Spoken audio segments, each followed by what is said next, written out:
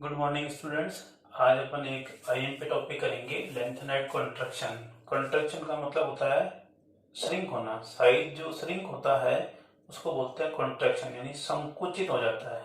ठीक है, तो लेंथेनॉइड्स अपने को ध्यान है कि भाई लेंथेनॉइड्स जो है एल ए के बाद आते हैं। यदि पीरियोडिक टेबल अपन देखें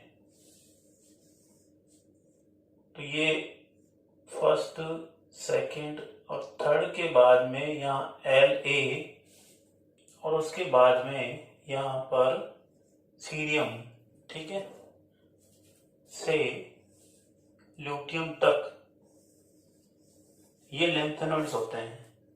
ठीक है, लेंथेनम के बाद आ रहे हैं इसलिए ये लेंथेनॉइड्स हैं।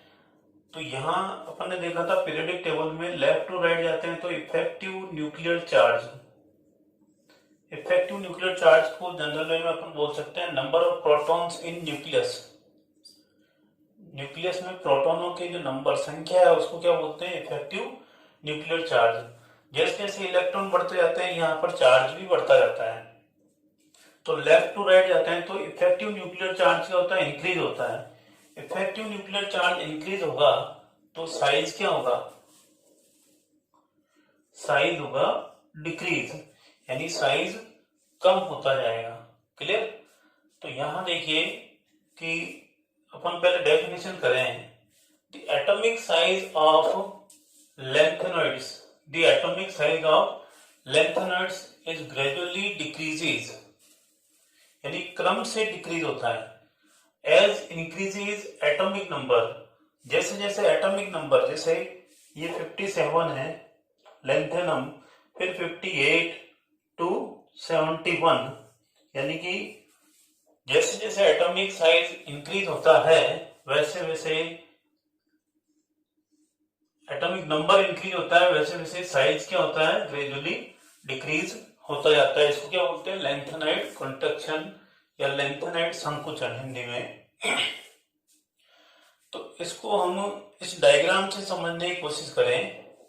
जैसे अपन ने पहले पढ़ा था N+L रूल के according 1s2 2s2 2p6 3s2 3p6 4s2 3d10 4p6 5s2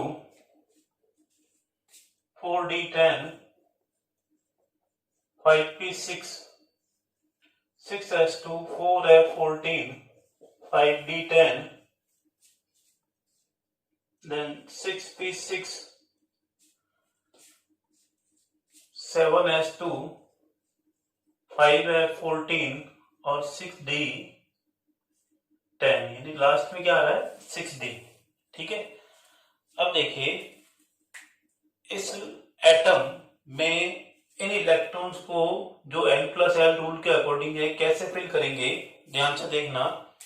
सबसे पहले किसका नंबर है 1s2, उसके बाद किसका है 2s2, ठीक है, फिर 2p6 2p6, फिर किसका नंबर आ रहा है 3s2, ये 3s2, फिर 3p6 3p6, फिर 4s2। तो देखिए इस लाइन में जहां n की वैल्यू 3 है वहां 3p के बाद 3d फिल नहीं होकर के किसका नंबर आया 4s का, N+L रूल के अकॉर्डिंग। फिर 4s के बाद किसका नंबर आ रहा है 3d का। तो 3d में ये वापस इनर शेल में आता है। जब इनर शेल में आता है तो यहां पर इफेक्टिव न्यूक्लियर चार्ज इंक्रीज हो जाता है। इंक्रीज होने से क्या होगा, ये अंदर आया तो साइज क्या हो गया, श्रिंक हो गया। ठीक है, तो यही तो बात हो रही है, gradually decreases as increases atomic number is called lanthanide contraction. तो लेंथेनाइड तक भी पहुंचेंगे, लेकिन अभी ये 3d आ रहा है, यानी 3d कौन सा है, ये वाला सीरीज, स्कैंडियम से जिंक, इसको बोलते हैं 3d कॉन्ट्रैक्शन। यहां लिख देता हूं मैं 3d कॉन्ट्रैक्शन। ठीक है, अब देखिए वापस चलते हैं। 3d के बाद किसका नंबर है 4p का, ये 4p 4p के बाद क्या है 5s, फिर वहां ऐसा कैसा हुआ कि n की वैल्यू जहां 4 है, यानी n वाला जो यहाँ शेल है वहां पर 4p के बाद 4d आना चाहिए, लेकिन जा कहाँ रहा है 5s में। ठीक है, 5s में जा रहा है, उसके बाद कहाँ आ रहा है देखो 4d, और 4d कहाँ है इनर शेल है, वापस यहाँ आया। जैसे ही अंदर आता है इफेक्टिव न्यूक्लियर चार्ज इंक्रीज हो जाता है, और इफेक्टिव न्यूक्लियर चार्ज इंक्रीज होगा तो साइज क्या होगा डिक्रीज होगा, डिक्रीज होगा तो क्या होगा कॉन्ट्रैक्शन होगा। तो इसको बोलते हैं यहाँ पर 4d कॉन्ट्रैक्शन।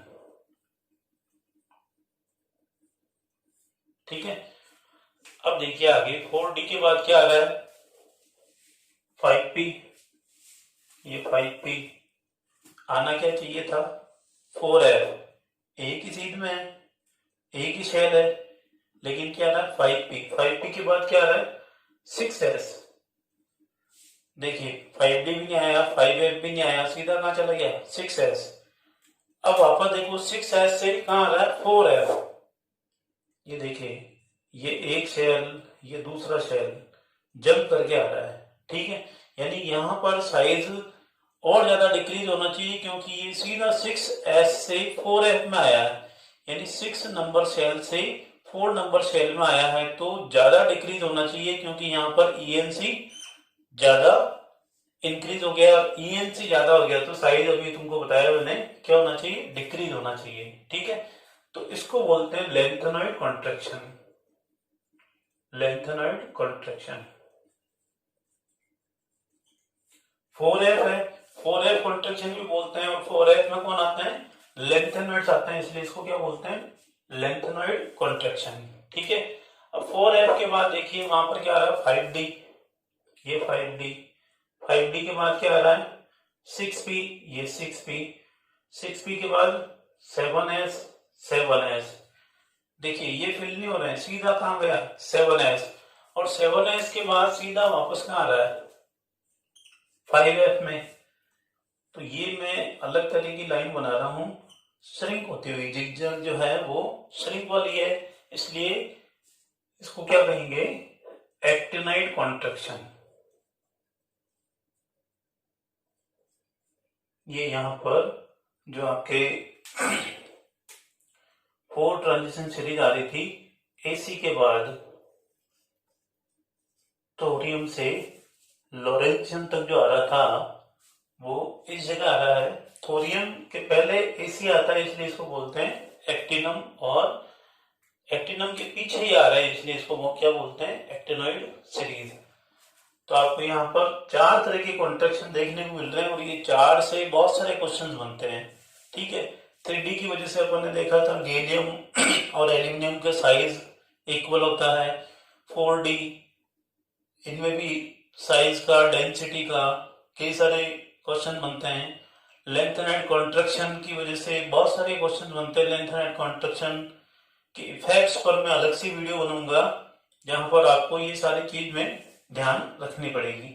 एक्टिनाइड कॉन्ट्रैक्शन आपको ऐसे याद करना है, क्योंकि एक्टिनाइड कॉन्ट्रैक्शन से रिलेटेड तुम्हारे ऐसे क्वेश्चंस कम ही पूछते हैं। ठीक है, अब देखिए कि इस डेफिनेशन पर अपन चलते हैं, और ये 3 फैक्टर लिखा हुआ है, एक तो है इफेक्टिव न्यूक्लियर चार्ज, दूसरा है शेल्डिंग इफेक्ट, और तीसरा है 4f इलेक्ट्रॉन रिपल्शन।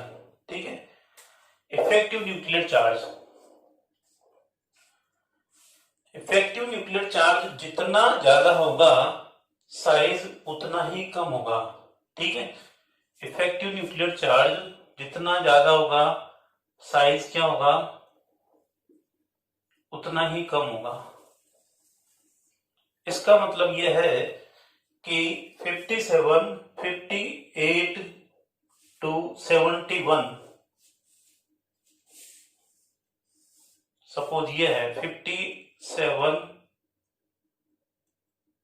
आपके 57 पर क्या आ गया LA। ठीक है, LA2 अपन बात करें यहाँ पर LU तक, और ये एटॉमिक नंबर में यहाँ पर 57, 58 to 71, इस तरह से ग्राफ से समझाने की तुमको कोशिश करूं तो जैसे जैसे एटॉमिक साइज इंक्रीज होगा, देखिए डेफिनेशन में क्या लिखा हुआ कि atomic size of lanthanoids is gradually decreases as increases atomic size, यानी atomic number, atomic number 57, 58 increase हो रहा है, 59, 60, इस तरह से कहां तक जाएगा 71 पर। तो यहां पर धीरे धीरे क्या होगा, साइज जो है वो कम होता जाएगा। ठीक है, ये कम क्यों हो रहा है, क्योंकि यहां पर इफेक्टिव न्यूक्लियर चार्ज इंक्रीज हो रहा है, और इफेक्टिव न्यूक्लियर चार्ज इंक्रीज होगा तो साइज क्या होगा, डिक्रीज होगा। ठीक है, अब होता है शील्डिंग इफेक्ट। शील्डिंग इफेक्ट का मतलब क्या है, जैसे ये आउटर मोस्ट शेल है, ठीक है, यहां पर यहां के इलेक्ट्रॉन्स जिनके ऊपर नेगेटिव चार्ज है वो न्यूक्लियस से अट्रैक्ट होते हैं, लेकिन ये जो आउटर मोस्ट शेल के बाद क्या होता है, पेनिल्टीमेट शेल है। इस पेनिल्टीमेट शेल के इलेक्ट्रॉन्स, यहां के जो इलेक्ट्रॉन्स होंगे वो इसको रिपेल करेंगे। इसी तरह से प्री पेनिल्टीमेट शेल के इलेक्ट्रॉन भी इसको रिपेल करेंगे, धक्का देंगे। ठीक है, और फिर इनर शेल वाले भी इसके आउटर वालों को रिपेल करते हैं, धक्का देते हैं। तो ये रिपेलिंग जो नेचर है, धक्का देने की जो नेचर है, उसको बोलते हैं शील्डिंग इफेक्ट। अब ये इलेक्ट्रॉन इससे अट्रैक्ट हो रहे हैं, अंदर वाले ये क्या कर रहे हैं, इसको धक्का दे रहे हैं। धक्का देंगे तो क्या होगा, किसी को धक्का दे देते हैं मान लो, तो वो हमसे क्या होता है, दूर चला जाता है। ठीक है, अब दूर चला गया, इसका मतलब क्या हो गया, साइज इंक्रीज हो गया। तो शील्डिंग इफेक्ट यानी कि धक्का जितना ज्यादा होगा, साइज भी क्या होगा, उतना ही इंक्रीज होगा। तो shielding effect directly proportional to size, ये हम कह सकते हैं। ठीक है, अब देखिए कि लैंथेनाइड कॉन्ट्रैक्शन में ईएनसी तो ज्यादा होता है, और शील्डिंग इफेक्ट क्या होता है, कम होता है। इस तरीके से साइज बहुत कम हो जाना चाहिए, ये साइज इतना सा रह जाना चाहिए। ये देखिए,